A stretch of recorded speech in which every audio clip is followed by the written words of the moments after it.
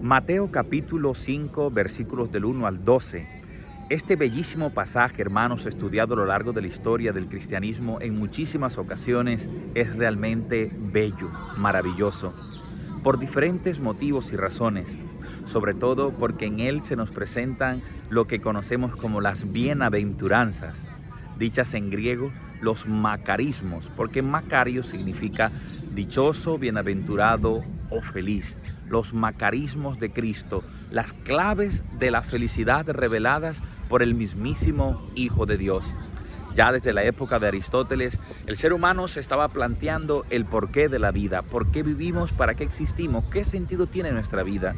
La misma filosofía, la psicología y las diferentes ciencias humanas han demostrado que la clave, el sentido de la vida humana es la búsqueda continua, perpetua, permanente de la felicidad. ¿Es posible encontrar la felicidad? ¿Dónde está? ¿Qué es la felicidad? ¿Está al final, cuando llegamos a la meta, en el camino? ¿O no será más bien disfrutar el recorrido mientras alcanzamos aquella meta? Pues hermanos, la respuesta hoy la trae Jesús de Nazaret para nosotros. Yo les invito a que se acerquen a este texto bíblico maravilloso, Mateo capítulo 5, versículos del 1 al 12. Analicemos. Lo primero que nos dice es una ubicación puntual. Jesús se ubica en un monte, para evocar el antiguo monte del Sinaí, donde Dios había dado las tablas de la ley, la Torá, los 10 mandamientos, las 10 palabras de vida. Y dice el texto bíblico en el Antiguo Testamento, el libro de Deuteronomio en el capítulo 4 por allá, en el capítulo 6 y Éxodo capítulo 20, nos están diciendo que Dios le da los mandamientos al pueblo, hermanos, para que sea feliz. Es decir, Israel será feliz en cuanto y en tanto permanezca fiel a esos mandamientos, porque los 10 mandamientos que Dios nos ha dado no son para amargarnos la vida. Cuando Dios nos da sus mandamientos es para que nosotros seamos felices. Podemos recordar los 10 mandamientos y descubrimos que detrás de cada uno de ellos lo que hay es una propuesta de felicidad que Dios nos realiza a nosotros. 3 de los primeros mandamientos están referidos directamente al amor a Dios y los otros 7 mandamientos están referidos al amor al prójimo. Dice el primer mandamiento: amarás al Señor tu Dios sobre todas las cosas, con toda tu fuerza, con toda tu mente, con todo tu ser. No tomarás el nombre de Dios en vano, santificarás la fiesta, es decir, sacarás un día a la semana para recordar que tu vida viene de Dios y que tu vida retorna a Dios y que todo lo que poseemos, la belleza de la creación, nuestro trabajo, nuestra inteligencia, nuestro esfuerzo, es porque ha sido recibido de Dios, porque es un regalo de Dios, porque Dios nos ha dado a nosotros fruto de su amor. Y los demás mandamientos hablan de ese amor a Dios, pero que se le da en el amor que entregamos a nuestro prójimo. Por eso dice: honra a tu padre y a tu madre. Por eso dice: no mates, no cometas actos impuros. Y dice también: no robes, no hurtes, no experimentes la ambición, la avaricia. El 8º mandamiento dice el Señor que no digas falsos testimonios ni mentiras, que no consientas pensamientos ni deseos impuros, ni desees la mujer de tu vecino, de tu prójimo o el marido ajeno. En esas palabras, hermanos, hay un secreto y es la felicidad de Israel, la felicidad de la humanidad. Ahora llegados al Nuevo Testamento, la nueva alianza, nuestro Señor Jesucristo no está cambiando esos mandamientos. Hemos escuchado en días pasados que Jesús dice que el mandamiento principal es el amor a Dios y el amor al prójimo. Pues hoy, en el Evangelio de Mateo, Jesús no nos va a quitar los 10 mandamientos, sino que nos va a dar un secreto para vivir de manera adecuada esos 10 mandamientos a través de unas actitudes. Por eso las bienaventuranzas, hermanos, se cumplen en el mismo Jesús de Nazaret. Él es como si les estuviera diciendo a los discípulos de ayer, de hoy, de todos los tiempos: dichosos ustedes si me pueden imitar a mí. Dichosos y felices ustedes cuando pueden vivir como yo estoy viviendo. Porque si analizamos bienaventuranza por bienaventuranza, nos damos cuenta, hermanos, que todas ellas están referidas a Dios. Cuando el hombre imita esa conducta que señala las bienaventuranzas, en el fondo está imitando a Jesús de Nazaret, que es el Hijo de Dios, y en él se encuentra la plenitud de la felicidad. Veamos, por ejemplo, la primera bienaventuranza dice: dichosos los pobres de espíritu, porque de ellos es el reino de los cielos. Y aquí hay algo maravilloso, y es que todas las bienaventuranzas están formuladas los verbos en presente y en futuro. Esto significa que las bienaventuranzas son una presentación, pero también son una promesa. La primera bienaventuranza se formula en presente y la última bienaventuranza se formula también en presente. Todas las demás están formuladas en futuro. ¿Por qué? Dichosos los pobres de espíritu, porque de ellos es el reino de los cielos. Jesús de Nazaret nos está dando la llave de la felicidad y es asumir la vida, hermanos, como criaturas con profunda humildad, reconocer que dependemos de Dios.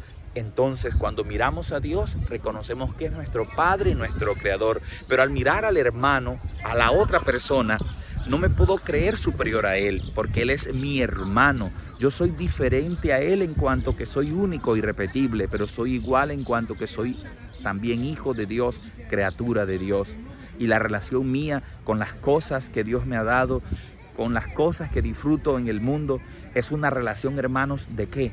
Una relación que me lleva a no volverlas un fin en sí mismo, sino un medio para disfrutar todo lo que Dios me ha regalado, pero siempre dando gracias a Dios. Y así podemos ir bienaventuranzas por bienaventuranza. Pero ¿cuál es la idea que les quiero insistir? Jesús, hermano, no está borrando los 10 mandamientos. Jesús nos está enseñando a vivir con otra actitud las palabras de vida y de felicidad que el Padre Dios había revelado ya en el Antiguo Testamento. La segunda bienaventuranza dice nuestro Señor Jesucristo: dichosos, felices los que son mansos, porque ellos heredarán la tierra. ¿De quién es la tierra? La tierra es de Dios, porque es el Creador. Y quien vive la mansedumbre, quien vive la sencillez, puede heredar la tierra que Dios le ha dado, porque vive con profunda gratitud, con profunda alegría su existencia, porque está dispuesto a agradecer a Dios por la tierra que ha recibido y a compartir la tierra con aquel que necesite. La tercera bienaventuranza dice nuestro Señor Jesucristo: dichosos, felices los que sufren, los que lloran, porque ellos serán consolados. ¿Qué significa esto?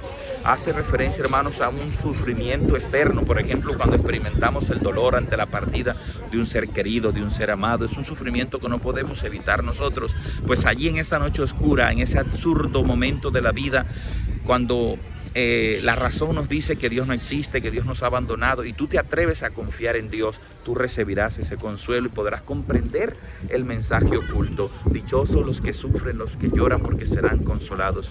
Dios es tu consuelo en medio del dolor.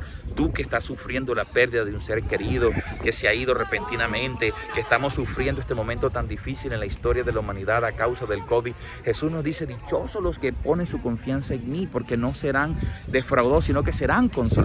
Hasta allí van 3 bienaventuranzas. Veamos la cuarta bienaventuranza. Jesús dice: dichosos, felices los que tienen hambre y sed de justicia, porque esos que tienen hambre y sed de justicia van a experimentar algo maravilloso. Van a experimentar que serán saciados por el mismo Dios.